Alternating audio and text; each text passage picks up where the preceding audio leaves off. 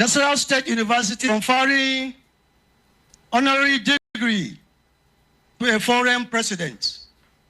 Her Excellency, the President of the United Republic of Tanzania. In view of the exigency, she's right now seated in her hallowed office in Tanzania, waiting for the conferment. We have already given her 11 o'clock, and she's ready for the conferment. In view of this, we're going to think out with the order of proceeding to call upon the President for the conferment before we continue. Thank you.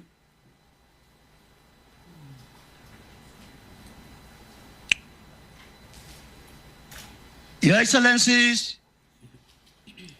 the Chancellor, sir, the Nasarawa State University, KAFI, on the recommendation of the Senate and with the approval of Council, has found Her Excellency Samia Suluhu Hassan, President of the United Republic of Tanzania, worthy to be conferred with Honorary Doctor of Letters, Honoris Causa of Nasarawa State University. I therefore call upon orator to present the candidate for the award of honorary degree. Before the orator comes, let me also say that this is the first time the Nasarawa State is conferring honorary degree on a foreign president. In view of her status as the President of the Federal of the United Republic of Tanzania, when Council, Senate and Council were considering the nominations, the following facts about Madam President came to the fore. The Senate and Council of Nasarawa State University considered the nomination of Dr. Samia Suluhu Hassan for the following reasons.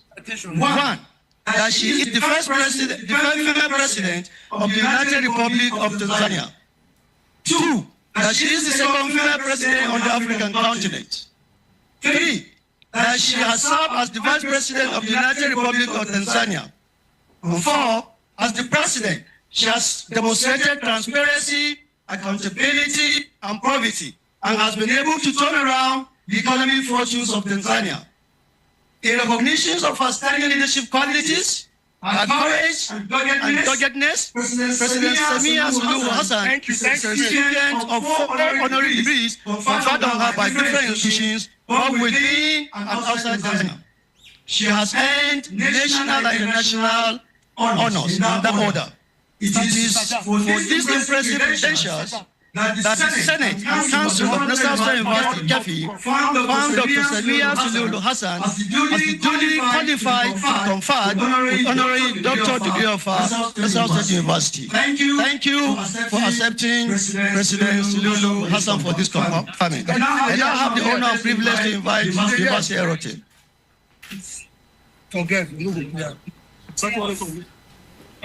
Are you ready? Wait, make it. Not me for screen. Simple, starting point. You go off. Go. Now you play for. Wait first. Please. I invite the honorary Yes, sir. graduate to be present for this conferment. Citation of Her Excellency Dr. Samia Suluhu Hassan, President, United Republic of Tanzania. Just honor for us. Distinguished ladies and gentlemen, history sometimes whispers abroad. No worry, go. And in March 2021, Carry me. history called quietly but firmly on a calm and steady woman from Zanzibar to lead a nation of over 60 million people. That woman was Her Excellency Dr. Samia Suluhu Hassan, a leader who did not seek history, but stepped into it with destiny as mandated.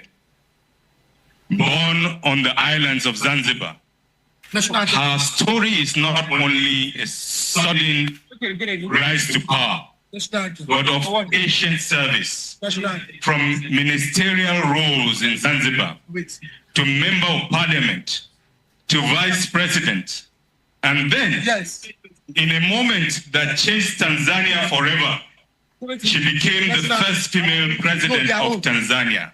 Not through noise, not through drama, but through duty. When she assumed office, the world was uncertain.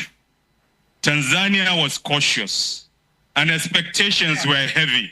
But with calm courage, he opened Tanzania back to the world, reversed COVID-19 policies, reconnected the country to global partnerships, and restored international confidence in Tanzania. That quiet decision will go on to save lives, rebuild trust, and reopen Tanzania's place in the global community. Under her leadership, Tanzania's economy began to rise steadily, growing from 69.7 billion in 2021 to 85.42 billion in 2023. Not just as numbers on paper, but as roads built, schools improved, hospitals strengthened, and opportunities expanded for ordinary Tanzanians. But perhaps her most powerful legacy is not only in GDP figures or international honors. It is in the young girl of Africa who now believes that leadership is not a male title, but a human responsibility. By appointing more women into leadership and governance, she has not just changed the government, she has changed the imagination. Today, Dr. Samia Akitunukiwa Hassan stands not just as president, but as a symbol of calm strength, of quiet reform, of diplomacy over noise, and of history written not by the loudest voice, but by the steadiest hands. She is a reformer. She is a bridge builder. She is a history maker. She is Her Excellency, Dr. Samia Suluhu Hassan, President of the United Republic of Tanzania.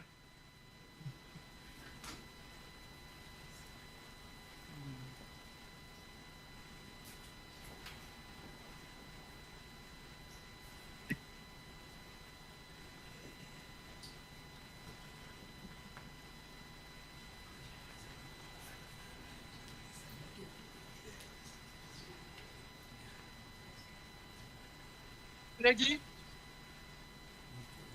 Okay, invite the ambassador first. Invite the ambassador first. Are we ready?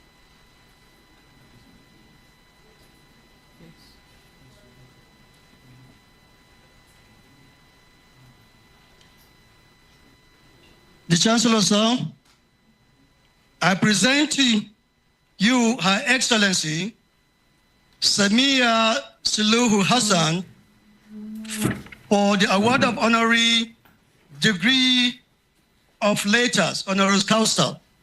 But before the conferment, we'll run the national anthem of the United Republic of Tanzania, the national anthem. The representative of the president is invited to the desk.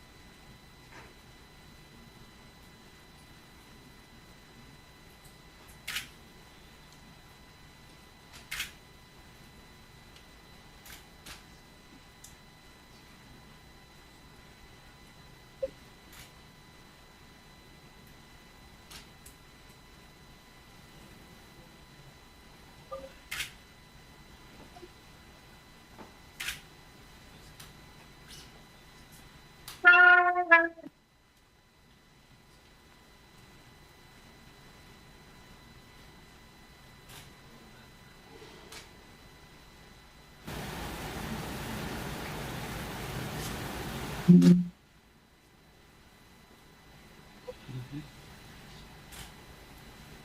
now invite the Chancellor to make the confirming. The Chancellor, sir.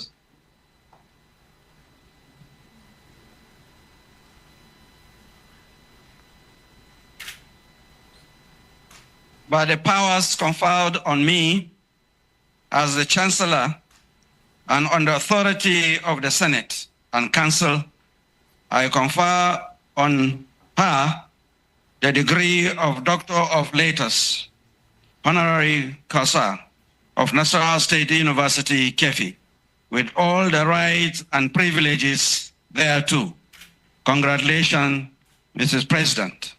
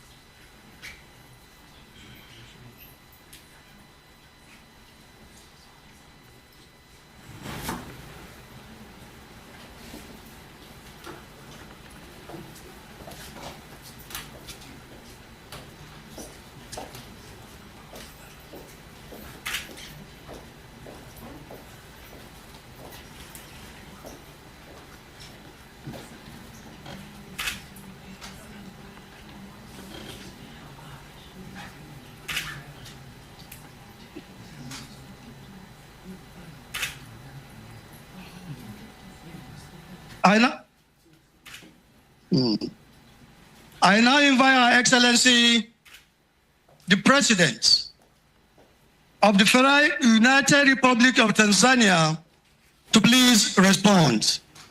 Madam President. Thank you very much. Your Excellency Abdullahi Audu Suley, Executive Governor of Nasarawa State, His Royal Highness Al-Hajj Dr. Shehu Osman Chido ya Musa III, Chancellor of the Nasarawa State University, Professor Al-Tahir Muhammad Jega, Professor Chancellor of the Nasarawa State University, Professor Saadatu Hassan Liman, Vice Chancellor of the Nasarawa State University, members of the Governing Council, members of the teaching community, honorable ministers, members of the National Assembly, members of the Diplomatic Corps, distinguished guests, dear graduates, ladies and gentlemen, I think it's good afternoon. I'm honored to address you on this auspicious occasion, marking the 25th anniversary of distinguished Nasarawa State University. At the outset, I convey my sincere apology for not being able to join you physically, but I'm truly grateful for the opportunity to participate virtually in this historic celebration. It is worth mentioning that this Silver Jubilee is a remarkable milestone for the university. It speaks to a quarter century of dedication to academic excellency, research, and innovation. I, therefore, take this opportunity to warmly commend the leadership of the Nasarawa State and the university community for its resilience, growth, and the impressive achievements recorded over the years since its establishment. Indeed, from its humble beginning to its current standing, the university has distinguished itself as a center of learning, custodian of academic knowledge, and a beacon of hope for future generations. Chancellors, Vice Chancellors, Excellencies, ladies and gentlemen, I'd also like to take this opportunity to thank the Chancellor for the kind words you said about me and my dear country in the citation. In a very special way, I wish to thank the Governor of Nasarawa State, the Chancellor, the Vice Chancellor, the University Council, as well as the academic staff, and the entire Nasarawa State University community as a whole for nominating me for the prestigious honorary doctorate degree. Thank you very much. I must admit that I was surprised when I received the letter from His Excellency Abdullahi Sule, Governor of Nasarawa State, informing me of the conferment. What really warmed my heart is that the award is conferred upon me in recognition of my enormous contribution to the development of African continent. In this regard, I receive this distinguished recognition with a great sense of humility and appreciation. I am mindful that this honor is not mine alone. Rather, it reflects the collective efforts and aspirations of the people of my country. It is indeed a tribute to our shared commitment to progress, cooperation, and the advancement of humanity. In this respect, I dedicate this award to the people of the United Republic of Tanzania, my predecessors and peers who have mentored, supported, and guided me over the years to earn the recognition of this esteemed university. Excellencies, ladies and gentlemen, on this special occasion, allow me to briefly share with you my leadership journey, hoping that it will inspire young women of Nasarawa and across the African continent to strive for greatness and not settling for less. As some of you might be aware, I come from a modest family background, raised in a simple village environment where life was defined by humility, hard work, and strong community values. My early schooling in Zanzibar exposed me to the realities faced by many young girls, including limited access to resources and societal expectations that often confined women to traditional roles. These experiences shaped my resolve to challenge such limitation, not only for myself, but for others as well.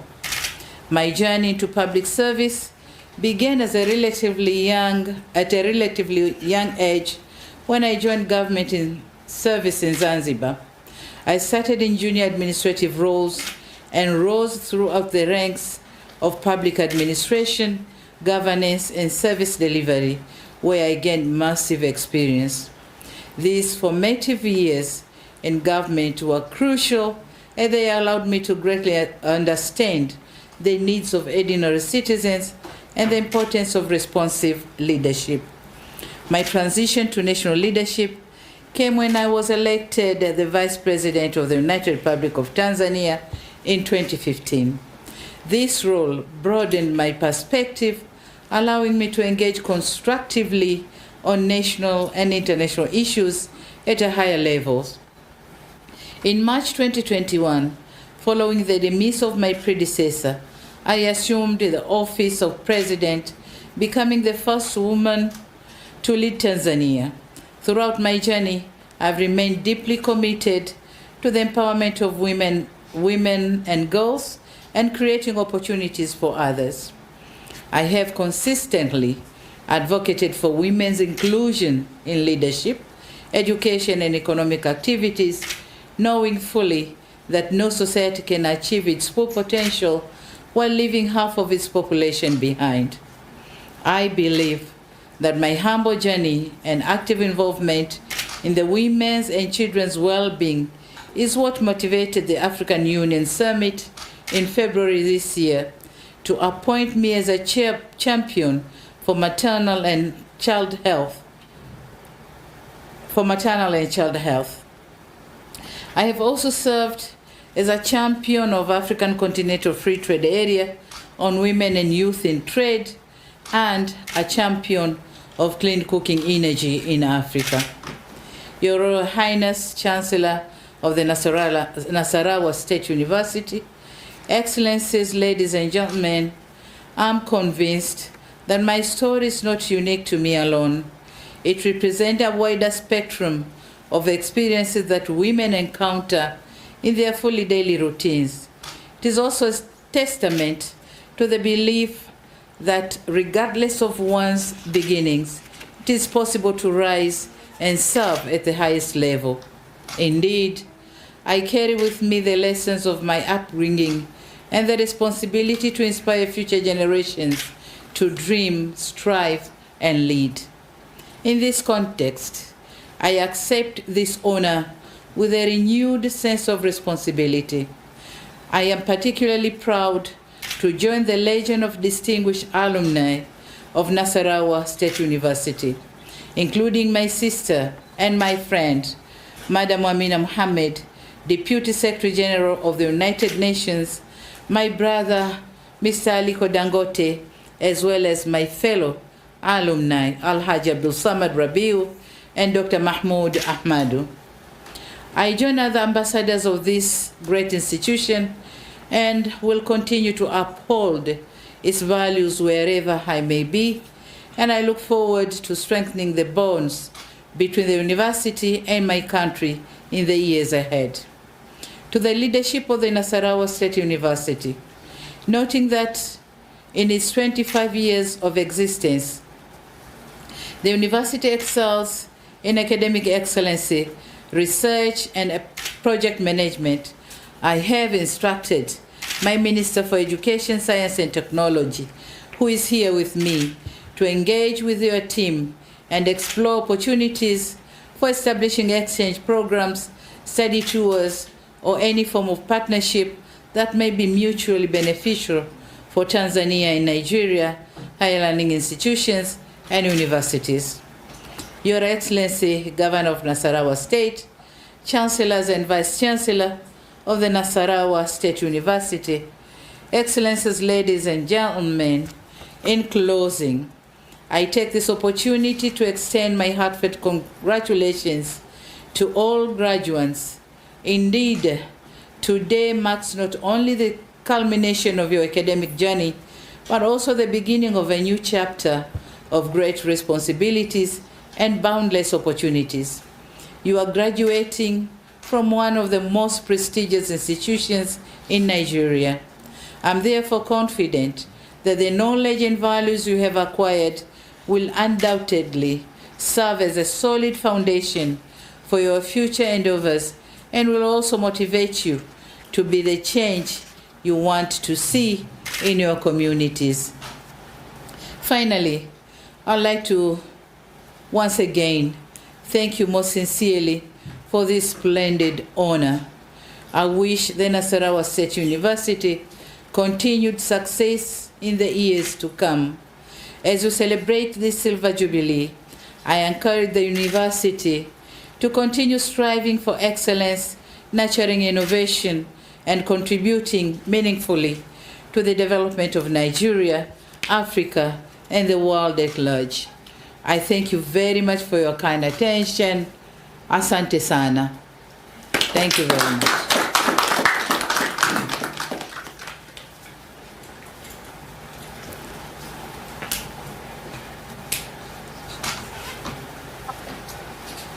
Oh, yeah, now.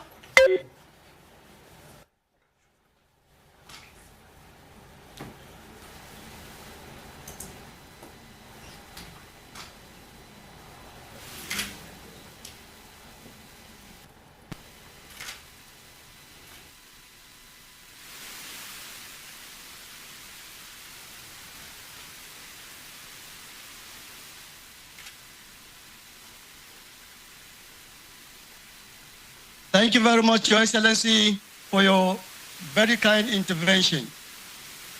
We now proceed with the order of the convocation.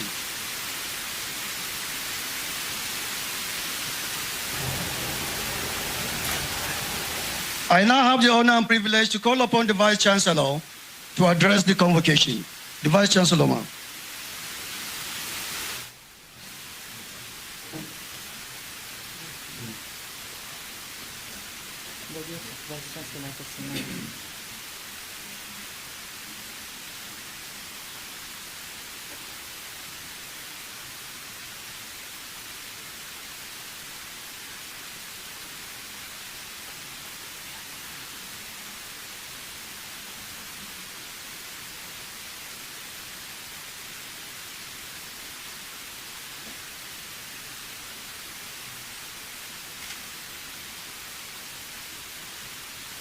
Your Excellency, Dr. Samia Suluhu Hassan, President of the United Republic of Tanzania, Your Excellency, Engineer Abdullahi A. Sule, the Executive Governor of Nasarawa State, visitor to Nasarawa State University, KEFI, Your Excellencies, visiting governors, Your Excellencies, members of the Diplomatic Corps, Your Excellency, Dr. Emmanuel A. Akabe, Deputy Governor of Nasarawa State, the Right Honorable Speaker of House of Representatives, the Right Honorable Speaker of Nasarawa State House of Assembly, the Chief Judge of Nasarawa State, Justice Aisha Bashir, the First Senior Advocate of Nigeria in Nasarawa, my dear husband, Hassan Liman, the Executive Secretary, National Universities Commission, members of State and National Assembly, members of the Federal and State Executive Council, heads of federal and state boards and parastatals, Secretary to the Government of Nasarawa State, the founder of Nasarawa State University, KEFI, His Excellency Senator Abdullahi Adamu, the Traki of KEFI, His Royal Highness Dr. Shehu Chindoya Musa III, Emir of KEFI and Chancellor to Nasarawa State University, KEFI, the Pro-Chancellor of Nasarawa State University, Professor Atahir Muhammad Jega, members of the Governing Council of Nasarawa State University, KEFI, principal officers of the university, visiting vice chancellors and heads of tertiary institutions, the chairman, Committee of State-owned Universities, chairman of local government councils, His Royal Highnesses, His Royal Highness Justice Muhammad C. Dibage, their Royal Highnesses, Emirs and Chiefs, their Excellencies, former governors, former members of national and state assemblies, honorary degree recipients, professors of Nasarawa State University, KEFI, and visiting professors here present, members of staff and students of Nasarawa State University, KEFI, very distinguished invited guests, parents and graduates, members of the press, distinguished ladies and gentlemen.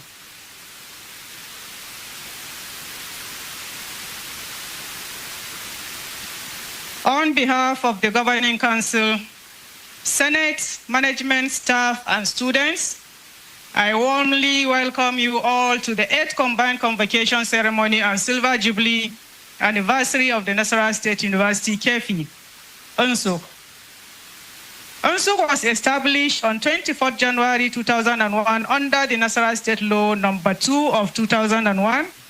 The university commenced academic activities in March 2002 following the appointment of an interim administrator, late Emeritus Professor Adamu Beki, who became the founding vice chancellor under the visionary leadership of the first civilian governor of the state, His Excellency Dr. Abdullahi Adamu, CON, the Traki of KEFI.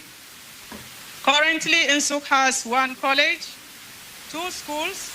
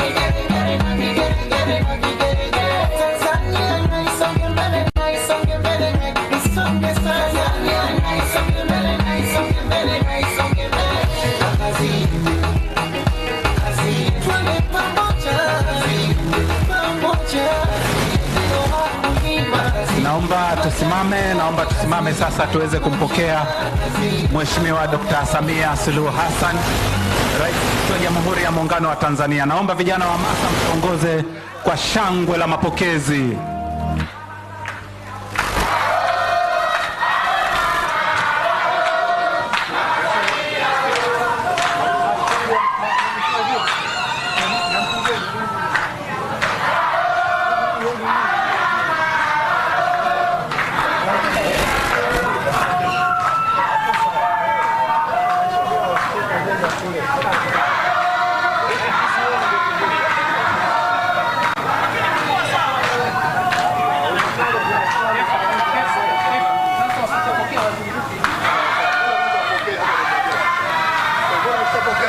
Naam, naomba tupige makofi mengi na vigelegele.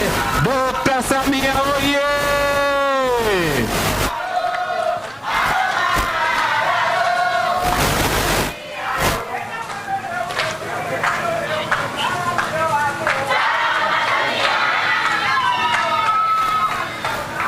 Asante vijana wa hamasa, naomba tutulie.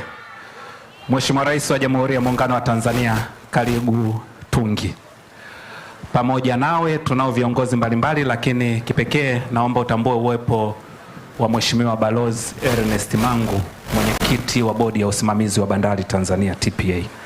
Baada ya maelezo hayo mafupi, ninayo heshima nikukaribishe, lakini kubwa zaidi nimkaribishe Mheshimiwa Profesa Makame Mnyambarawa, mbunge, waziri wa uchukuzi, aweze kukukaribisha na atoe maelezo mafupi ya mradi huu, na baadaye kuhusu maelezo ya kitaalamu tutamkaribisha Bwana Plasdius Mbosa, mkurugenzi mkuu wa mamlaka ya usimamizi wa bandari, aweze kutoa maelezo. Karibu sana Mheshimiwa Waziri. Mheshimiwa Rais, kwanza wale wote ninapenda kuchukua fursa hii kumshukuru sana Mwenyezi Mungu kwa kutujalia kukutana hapa leo tukiwa na afya njema. Kipekee kabisa Mheshimiwa Rais, nakushukuru sana wewe kwa kutenga muda wako kuja kutuwekea jiwe la msingi katika mradi wetu huu muhimu wa kitaifa. Mheshimiwa Rais, mradi huu ni mradi wa ujenzi wa matengi 15, matengi 5 kwa ajili ya mafuta ya diesel, matengi 6 kwa ajili ya petroli na matengi 3 kwa ajili ya mafuta ndege. Mheshimiwa Rais, mradi huu umejengwa kwa lengo moja tu, kuhakikisha kwamba tunapunguza muda wa meli kukaa nangani, meli za mafuta, pia muda wa kuteremsha meli mafuta kwa hapa bandarini. Kwa sababu tukijenga matangi haya sasa, muda utatoka kutoka kukaa meli kukaa nangani siku 15 mpaka siku 3, na muda wa kushusha mafuta utapungua mpaka masaa 24. Mheshimiwa Rais, unajengwa kwa takriban shilingi za Kitanzania bilioni 678.6 na utaweza kuhifadhi mafuta kiasi ya mita za ujazo 376,000. Mheshimiwa Rais, kwa utangulizo huo au maneno hayo ya utangulizi, sasa naomba nimkaribishe mtendaji mkuu wa TPA ili akupatie maelezo ya kitaalamu. Mheshimiwa Rais, naomba kuwasilisha. Mheshimiwa Rais, karibu sana katika eneo hili la Tungi kwa ajili ya mradi wetu huu wa usanifu na ujenzi wa matanki 15 kwa ajili ya kupokelea mafuta. Mheshimiwa Rais, eneo hili unaloliona ndilo eneo ambalo tupo sasa. Hapa kuna baadhi ya kampuni za mafuta, kuna Tazama na Tipa, lakini eneo letu litaonekana lipo upande wa huku. Mheshimiwa Rais, mradi huu kama alivyosema Mheshimiwa Waziri ni kwa ajili ya kuhakikisha kwamba meli zinazokuja hazichukui muda mrefu katika kushusha mafuta. Mheshimiwa Rais, kwa sasa hivi meli inatumia wastani wa siku 22 kusubiri kushusha mafuta, lakini itakapomaliza itakuwa ikitumia siku 7 na siku moja ndio siku ya kushusha pekee. Mheshimiwa Rais, eneo hili ndilo ambalo kabla mradi wenyewe haujaanza, eneo hili lilikuwa ni dampo. Kazi ya kwanza tuliyofanya ni kuondoa uchafu wote, lakini pia na kuchimba udongo ambao ulikuwa haufai kwa ujenzi. Baada ya hapo tulifanya geotechnical survey. Hii ni kuangalia ardhi ikoje ili tuweze kuweka zile nguzo. Walichimba mashimo 72 na mheshimiwa alitupelekea kuona kwamba nguzo tunazojenga lazima ziende chini mita 28. Kwa hiyo Mheshimiwa Rais, utakapoona nguzo hizi hapa ziko 75 kwa kila tenki moja, ambalo zinatengeneza sasa zile nguzo ambazo zimeenda chini mita 28. Kama unavyoona, kazi hiyo ndo wakati inafanyika hapa. Baada ya hapa, kazi iliyofuatia ni kusuka nondo, lakini na kutengeneza inaitwa ni pile cap, au ni ile kofia ambayo inafunika sasa zile nguzo. Kazi hiyo ndo kama hapo, na kinachowekwa sasa hivi ni mchanga. Wakisha kuweka mchanga, sasa ndo tutaanza kutumia zile steel plate kutengeneza matanki. Kwa hiyo hii ni kama sehemu ya msingi ambayo matanki yatakaa juu. Hatua tuliofikia sasa hivi ni 41%, na kama inavyoonekana ndio hatua ambayo tunayo sasa hivi. Tunayo matanki 6 ya diesel, 5 kwa ajili ya petroli na 3 kwa ajili ya mafuta ya ndege, lakini lipo tanki moja kwa ajili ya kupimia mafuta. Vile vile litakuwa lina mifumo mbalimbali ya kisasa, mifumo ya kuzuia moto, mifumo ya kudetect moto, kuna mifumo ya upimaji, lakini pia na mifumo ya kupampu mafuta kutoka kwenye meli kuyaleta katika eneo hili.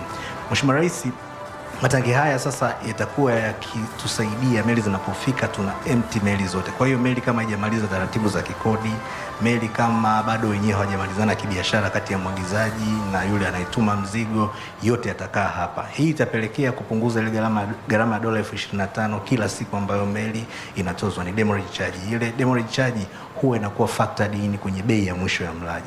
Kwa hiyo sasa hivi hata ule wakati wanapiga mahesabu yao ya kutoa zile bei, tunategemea hakutakuwa na demurrage charge. Lakini kulingana na ukuaji wa uchumi, hii ni sehemu ya kwanza.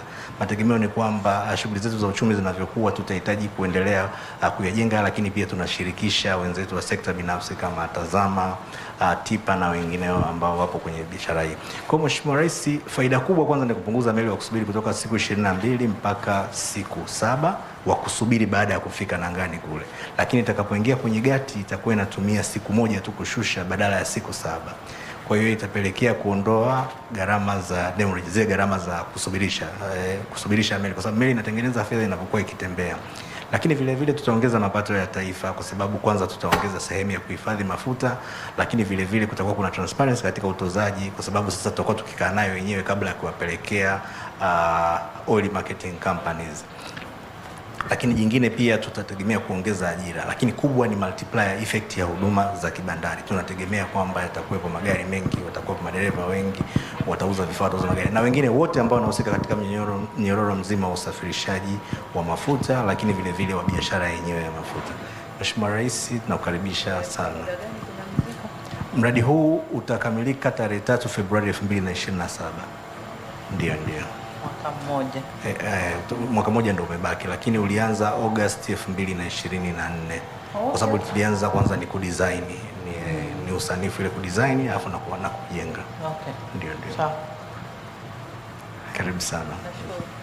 Mheshimiwa Rais, tunakushukuru sana kwa kupata taarifa hiyo ya kitaalamu. Kwa heshima na unyenyekevu mkubwa, sasa tunakuomba ukatuwekee jiwe la msingi, Mheshimiwa Rais. Asante. Asante.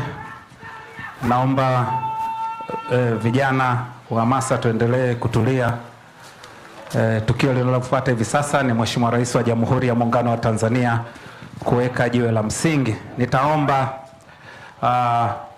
upande wa kulia ambako Mheshimiwa Rais yupo, tutaomba mwenyekiti wa bodi ya TPA, yes, sawa, mkurugenzi mkuu, katibu mkuu, naomba tusogee nyuma kidogo, tusogee nyuma. Mwenyekiti wa kamati ya bunge, naomba tusogee nyuma kidogo. Yeah.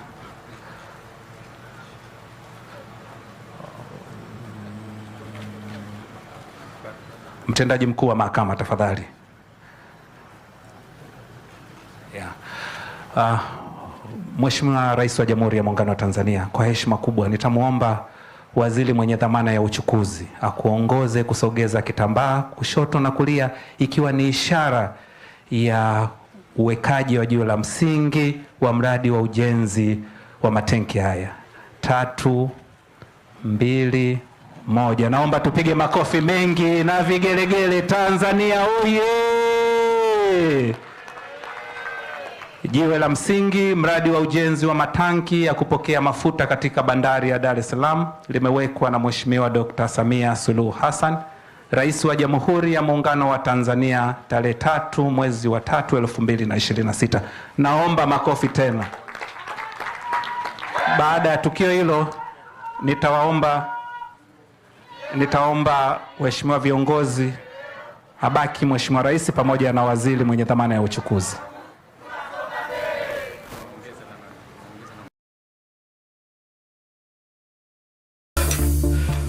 Relax. Hawajawahi kutuangusha.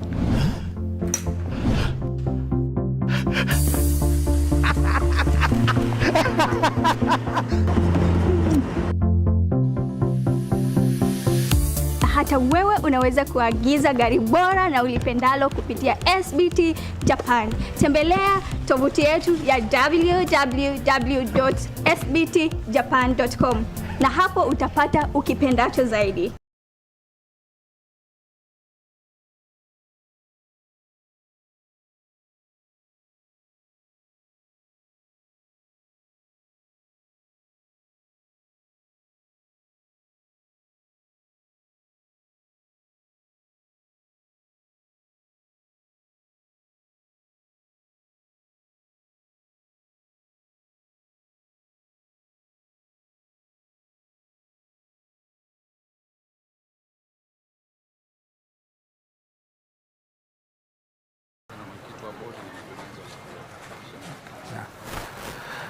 Baada ya hapo nitaomba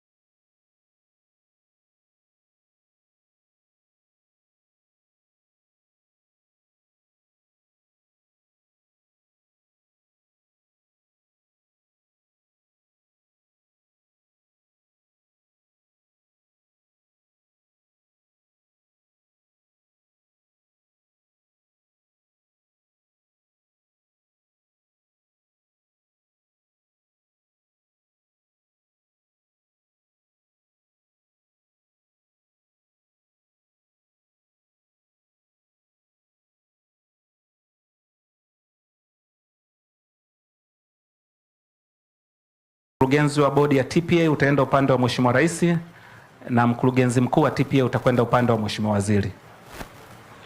Mwenyekiti wa bodi upande wa Mheshimiwa Rais, mkurugenzi mkuu upande wa Mheshimiwa Waziri.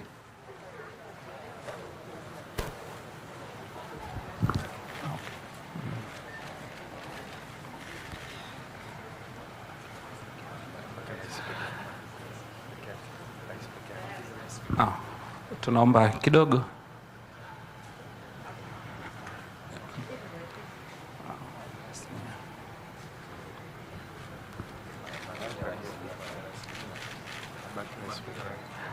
Asante, naomba abaki Mheshimiwa Rais peke yake.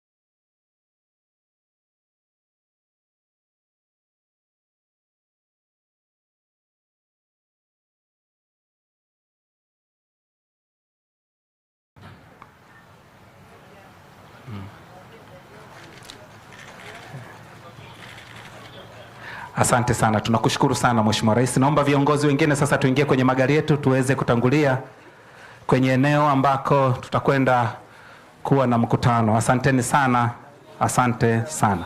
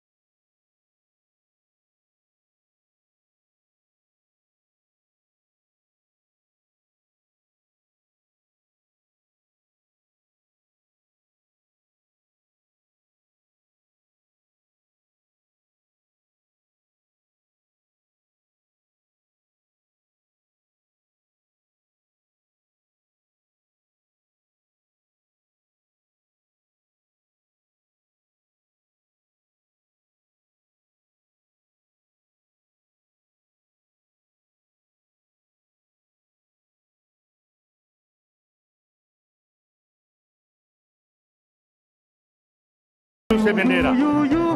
Rupeperushe bendera.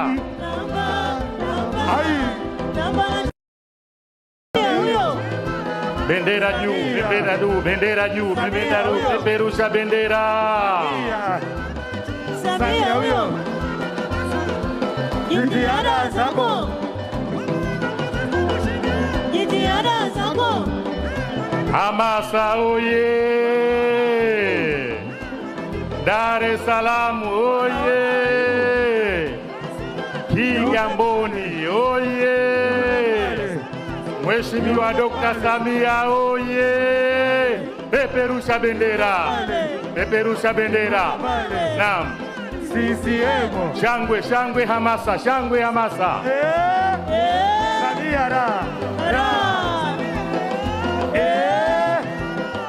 Ra. Yule pale. Yule pale. Yule pale. Yule pale. Yule pale. Yule pale. Samia. Samia. Ra. Tamba, tamba iye. Tamba mama Samia. Tamba, tamba. Tamba na timbua ngaya. Dar es Salaam oye! Mheshimiwa Rais, kwa heshima na taadhima, tunakuomba uendelee kusimama kwa heshima ya wimbo wa taifa na ule wa Afrika ya Mashariki. Wana hamasa, tutulie, tujiandae kuimba wimbo wa taifa na ule wa Afrika ya Mashariki. Brass band, karibuni mtuongoze.